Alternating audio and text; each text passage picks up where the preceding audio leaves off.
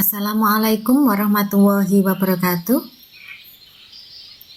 Apa kabar anak-anakku semua? Alhamdulillah kita hari ini bisa belajar bersama lagi untuk menambah ilmu dan wawasan. Untuk itu, jangan lupa kita awali dengan berdoa.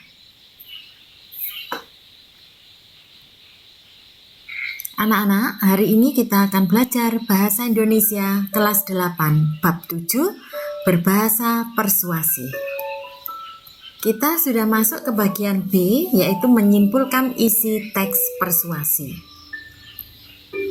Tujuan pembelajaran kita, setelah nanti kalian mempelajari materi ini, diharapkan kalian mampu menyimpulkan isi saran, ajakan, arahan, dan pertimbangan tentang berbagai permasalahan aktual dari teks persuasi, baik lingkungan hidup, kondisi sosial, dan atau keragaman budaya yang kamu dengar dan kamu baca.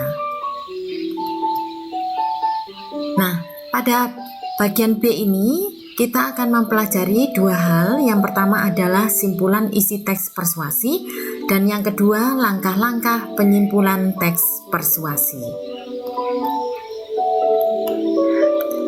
Yang pertama, simpulan isi teks persuasi.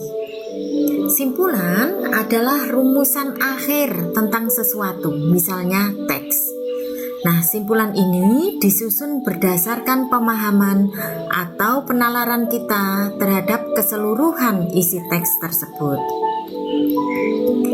Apa saja jenis-jenis teks persuasi?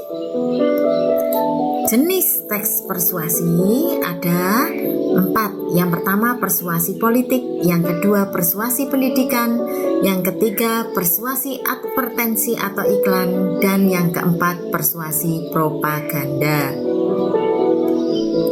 Persuasi politik adalah persuasi yang berusaha mengajak pembaca atau pendengar untuk memilih partai atau calon pemimpin dalam kegiatan kampanye politik. Persuasi pendidikan adalah persuasi yang berusaha agar pembaca mengikuti atau mempelajari dan bersikap sesuai dengan pendidikan yang tengah diberikan. Persuasi advertensi atau iklan. Persuasi ini berusaha membujuk pembaca atau penonton untuk membeli barang atau jasa yang ditawarkan. Dan yang keempat, persuasi propaganda, persuasi yang berusaha menggiring pembaca atau pendengar terhadap opini tertentu. Berikut yang kedua, langkah-langkah penyimpulan teks persuasi. Langkah-langkahnya: A. Membaca keseluruhan teks. Nah, setelah membaca, mencatat bagian-bagian penting dari isi teks. Yang C. Memahami hubungan logis antar bagian teks, dan yang D. Merumuskan simpulan akhir. Membaca keseluruhan teks tujuannya adalah menemukan gagasan umum teks. Kemudian mencatat bagian-bagian penting dari isi teks, baik itu yang di awal atau akhir paragraf.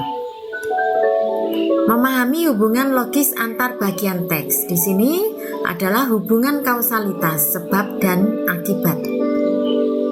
Yang D. Merumuskan simpulan akhir. Merumuskan ini harus ringkas dan harus jelas.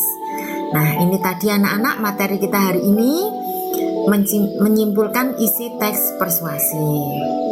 Terima kasih atas perhatiannya. Kita lebih lanjut belajar dengan menggunakan latihan yang ada di buku paket kelas 8 Bahasa Indonesia halaman 182 sampai 185. Demikian tadi anak-anak materi kita hari ini. Terima kasih atas perhatiannya.